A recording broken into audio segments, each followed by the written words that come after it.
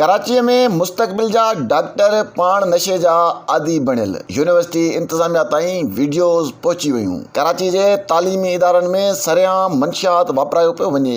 मंशियात फरोश महांगे अघनि में कराची जे यूनिवर्सिटियुनि में मंशियात पहुचाए मुस्तक़बिल जे डॉक्टर्स खे नशे जो आदि बणाए रहिया आहिनि। डाउ यूनिवर्सिटी ऐं ओझा कैंपस जे कैफेटेरिया में नौजवान शागिर्द ऐं शागिर्दाणियूं मंशियात जो इस्तेमाल कंदे नज़र आयूं। अहिड़ियूं वीडियोज़ सोशल मीडिया ते वायरल थियण बाद डाउ यूनिवर्सिटी इंतजामिया पारां अंदरूनी तौर ते जांच कई पई वञे। ज़रियनि जो चवणु आहे त गुज़िरियल केतिरे ई अरसे खां कराची जे यूनिवर्सिटियुनि में मनशियात जो कारोबार हली रहियो आहे। मनशियात फरोश यूनिवर्सिटीअ खां ॿाहिरि भरपासे जे इलाइक़नि में मनशियात विकिरो करे रहिया आहिनि। इंतजामिया खे घुर्जे त मुस्तक़बिल जे मेमारनि खे मनशियात फरोशनि हथां यरगमाल थियण ऐं संदनि मुस्तक़बिल खे तबाह थियण खां बचाइण लाइ तुर्त उपाउ वठी मनशियात जे कुदे कारोबार में मुलविस माण्हुनि ख़िलाफ़ कार्रवाई कई वञे।